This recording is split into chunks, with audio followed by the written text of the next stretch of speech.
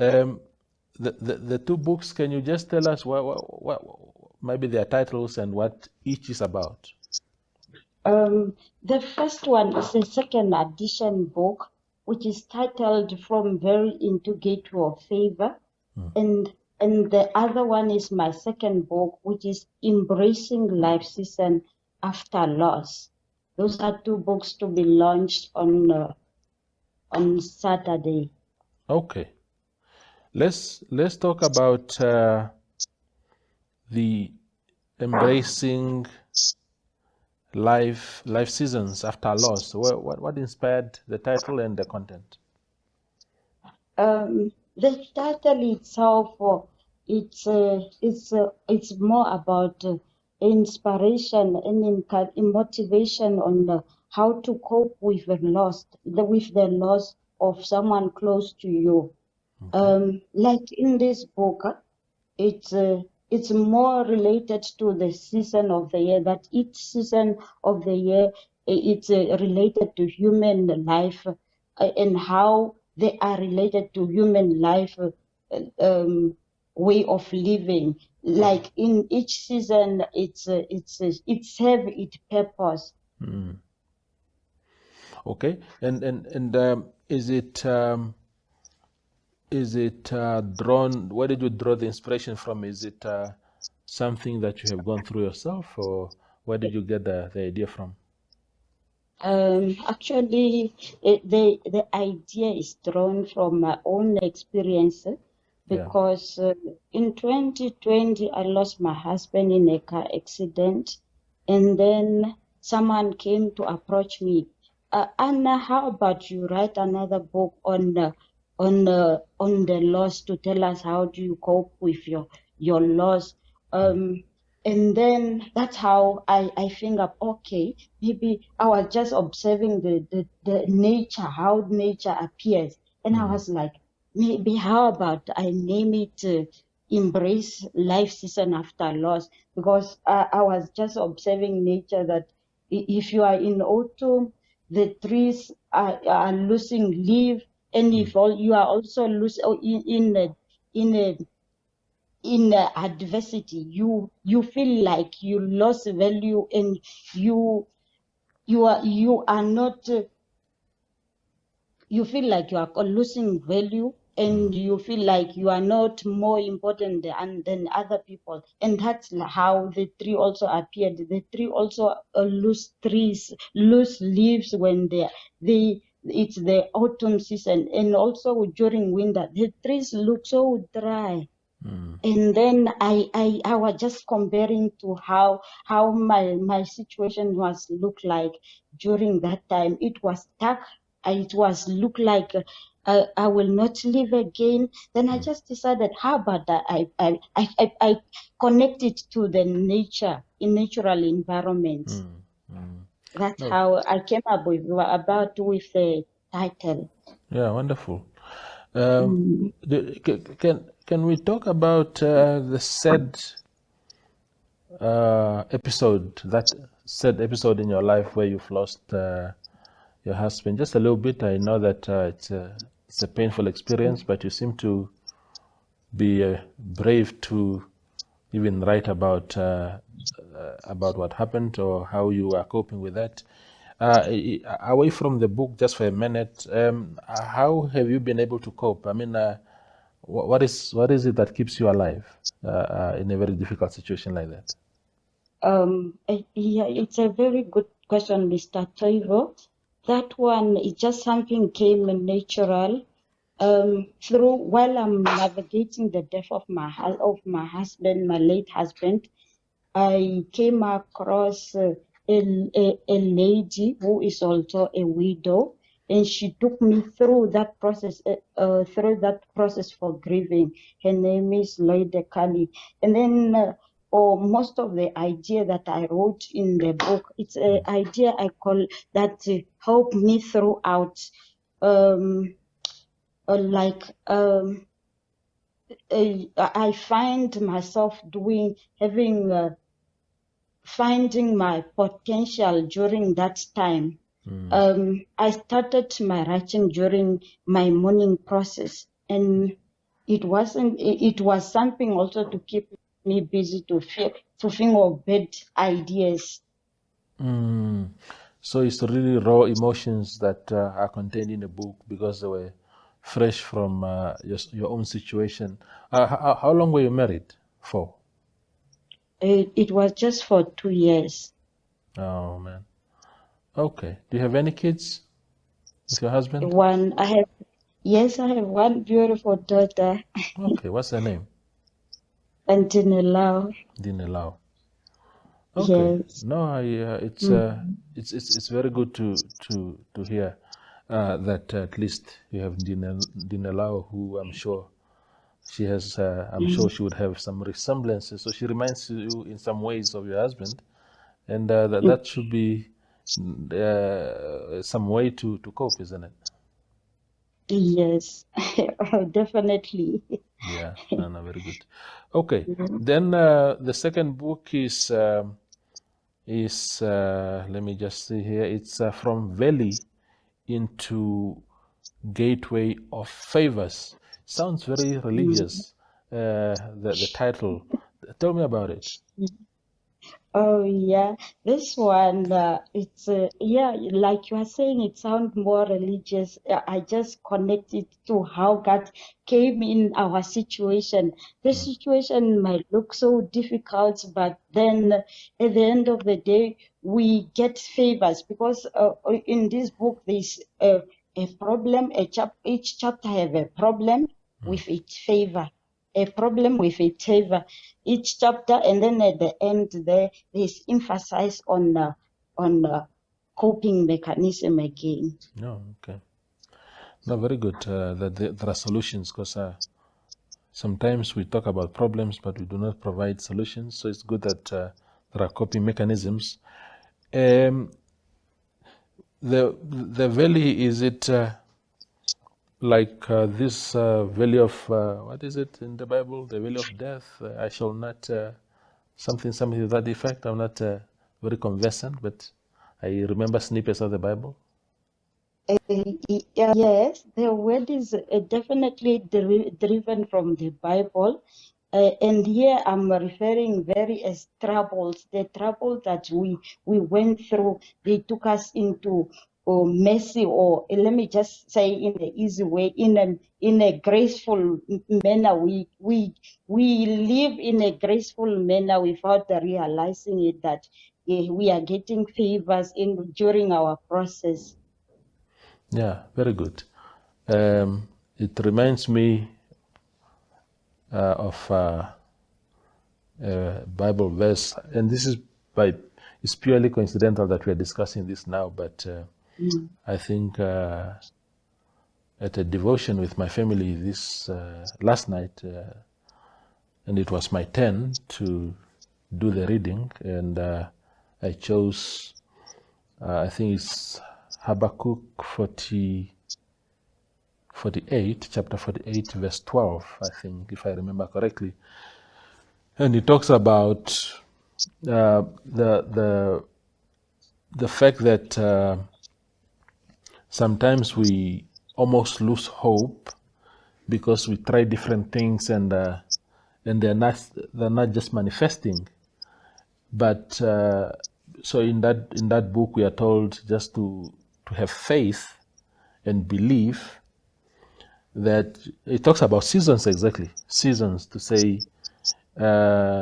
when God's season arrives, or when the season of His will arrives, whatever we were busy with will be delivered to us. Because sometimes we are in situations, maybe you are a student and you are studying and you're just not passing, or you are a family man or a family woman and you work hard and you still have many problems despite the salary that you get or whatever.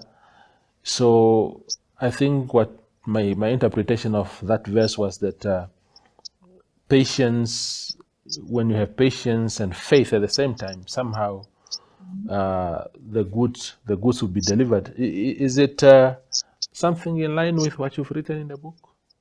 Yes, exactly so.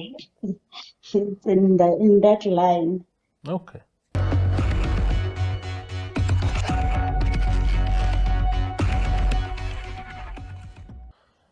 Yeah, it's a good inspiration, and it's also good that you are using your own experiences, personal experiences, to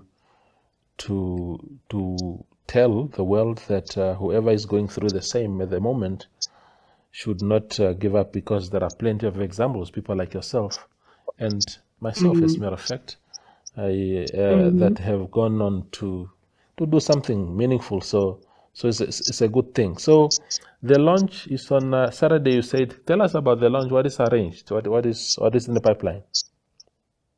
The launch is at Odila Lodge between Embahu and Enana. You will not reach to Enana, and it will be there from on 26 at 2 o'clock.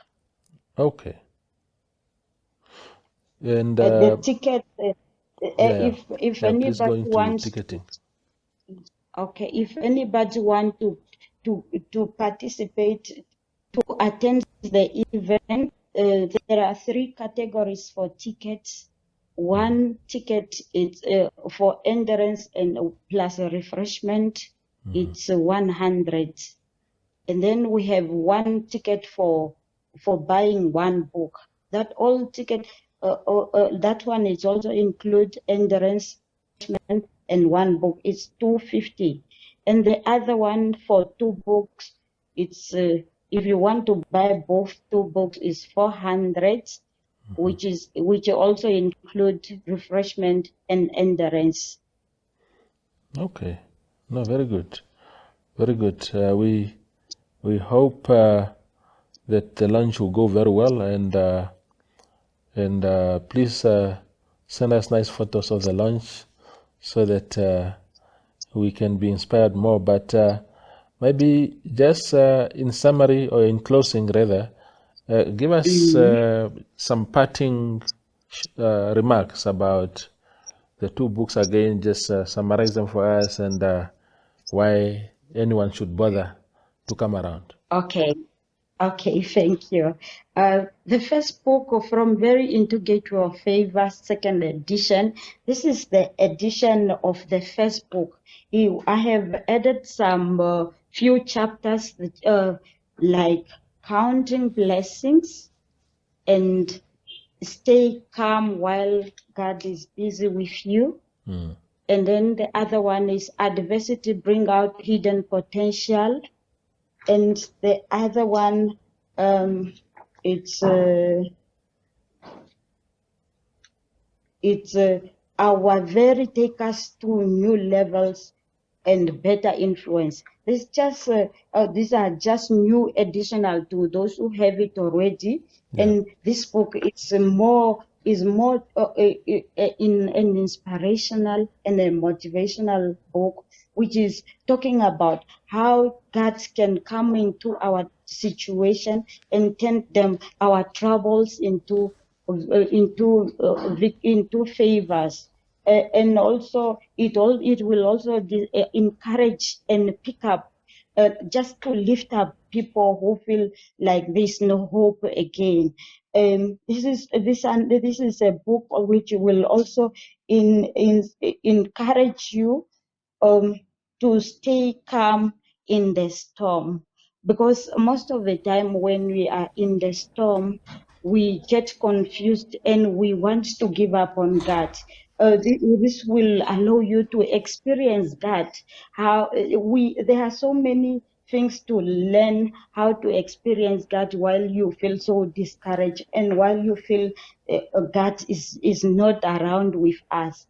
That is in short From Very Into Gateway of Favor.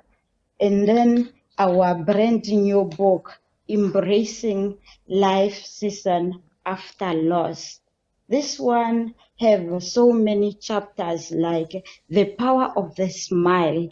This one, it will just encourage you how important it is to smile again, even though you feel like you lost hope and you can, like in our society, widows are considered, if they are smiling, they are not hurt. and then that will just encourage you that we don't have right to smile again. And there's also be grateful. There's a chapter, be grateful, just to be grateful of the good deed that God have done for you. Because most of the time we keep wondering and asking God, why me?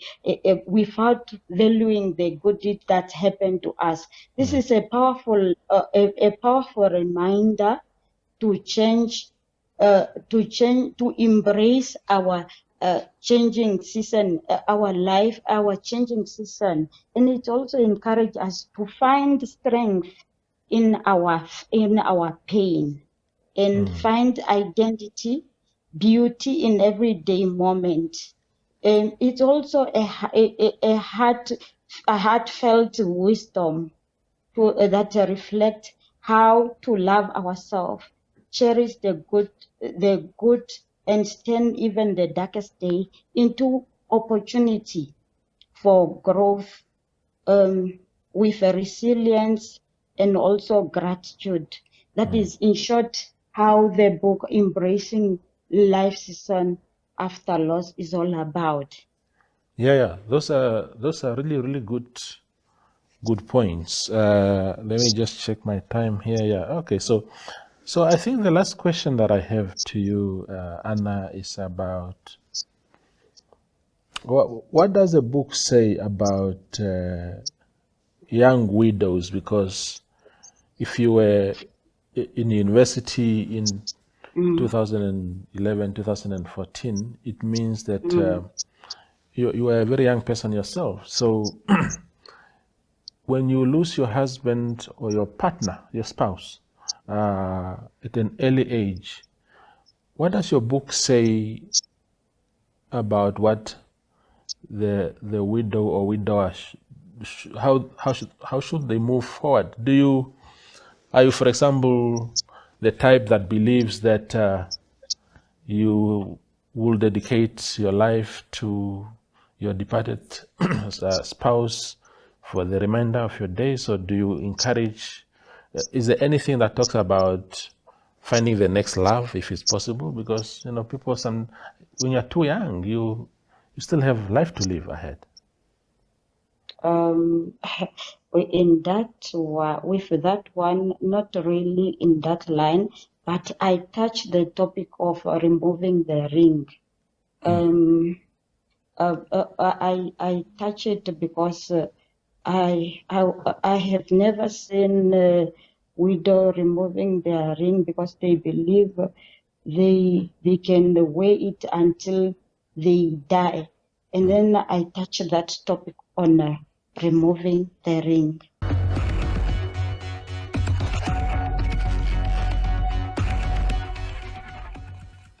Welcome back to the Evening Review. My name is Okito Craig, I'm your host. And we continue our conversation with Boro Ndangula. He's the Secretary General of Ganja Users of Namibia. Boro, you were just saying how prevalent the use of ganja is in Namibia. I wanted to find out, initially there were plans for another march on the 3rd of March. No, 3rd of May. The 3rd of May, yes. Yes, that one is going to be very interesting because what's going to happen, we want to start with this march at the prison and then we'll be marching all the way to town because during that march we'll be requesting for the release of all those people that are incarcerated in prison for the cannabis because we don't believe they should be there, considering now the world has changed its stance on cannabis, whereby in 2020 the United Nations has rescheduled cannabis from the dangerous category in which it was, where it was said it was useless, to a useful category. So then it has also asked member states to also lessen their stance on cannabis, whereby Namibia is also a member state of the country. But what I must tell you is that Namibia is one of the countries that is having the strictest and draconian law that punishes people, even just for small minor. Imagine Brian Jafta being sentenced for 2 years for a cannabis worth 2,000, which is 91 grams. So we are going to hand over a petition to the United Nations, whereby we are going to report our government that they are charging us under a law that clearly violates our human rights, clearly violates the Namibian constitution, and clearly violates the international human rights laws. So we are going to request the United Nations to put pressure on our Namibian government to really change the current drug law, because it's making the lives of a lot of people very miserable. Imagine you are working hard for your properties and for your assets, only to come to lose them to the state because there was 115 grams of cannabis found in your possession. So we are requesting the UN members to attend to our march, and then we are going to request them to call Namibian government to order. Speaking about Mr. Brian Jafta, he's the president of Yes. GAN. Yeah. And Rastafari United Front. and the Rastafari United Front. Yes. Yes. And he was arrested. Was that almost 2 years ago? How long ago? Yes. was that? He has served almost 2/3 of his sentence. I see. So it's 1 year and 4 months that he served. I see. Yes. Does he come into? Does he qualify for parole? Yes, sadly enough, Mr. Jafta had qualified for parole on the 15th of February. Oh. But now the National Parole Board is trying to be funny because they have not considered his application for him to get a parole, Okay. even though he's just there for cannabis cases. And I suspect it's because, when he's inside there, he made a case against the prison officials. So maybe I feel that they want to take now revenge on him on that. That's why now when he applied for parole, for which he qualified since February 15, they refused. So even asked us to follow it up and to go and ask, because whenever he's trying to do inquiries there from inside, it's difficult. Yes. And it's like, to me, it feels like it's being mistreated, because even whenever we are trying to go to visit them, we are always told, imagine you book to go to visit them, but when you come there on Sunday, they tell you, no, your booking is not here. So it's like they want to really show him that if you make a case against us while you are here, also going to give you a tough time. That case that he made against them while in prison, that was about cutting off. Yes, it was his about hair. cutting off his hair. Yes. What is the significance of his hair? Why is it important? He's a Rasta. Yes. And on top of it, he's the president of Rasta. Yes. And the Namibian constitution provides for existence of the Rasta religion. Yes. Article number 19 of the Namibian constitution, it talks about right to culture. Yes. Now for Rasta man to wear dreadlocks is a high significance. It's like rare you find a Rasta who do not have dreadlocks, and dreadlocks is a symbol of their vow that they give to God to say, Jah, I shall save you for life. And the hair is the proof of that. So by cutting the hair of Rasta is as good as you attack his religion. And the fact that you are even doing it to the Rasta president, it means you have attacked the Rasta religion. So that's how very serious is it. And the prison officials, did they claim that they didn't know, or were they informed? Did they know and just didn't care? No, what happened to Brian Jafta is something that happens to a lot of Rastas who go to prison. Because even me, when I went there, as soon as you arrive, as soon as you are sentenced by the prison, by the court, then the following day, you enter the prison today, the following day, they'll be coming to you, telling you, my brother, this is our prison. In our prison, we do not allow those funny long hair. We give you two options. Either you decide to cut them voluntarily, or we cut them forcefully. And if you are not going to cooperate with us, then what we're going to do is that you're not going to get any visits. And imagine I'm going to be there for 2 years and no visit. So most of the people, they just give in. Yes. Not voluntarily, but because of this psychological threat that the prison authorities are using. I understand. Yeah. I understand that you and Mr. Jafta, you also put in motion a constitutional challenge regarding that very law. Yes. Can you tell us about developments in terms of that? Well, that case for us has started since 2021, and for now, at least now, we are now nearing the end, because now what is left now is just the stage of going to a trial. Okay. So the trial is coming on the 2nd of July. I don't know how long that's going to last, but thereafter, once the trial is done, then it's just submissions, and then from there is judgment. So we are now nearing the level where we'll now hear from the court where they are going to say whether we have lost or the government has won. But in a way that I view it, is we are winning in a sense because the government is defending outdated apartheid era. You understand? It's no more about whether cannabis is good or bad. It's about apartheid era law, which is violating human rights of the Namibians, which is violating Namibian constitution, and which is violating international laws.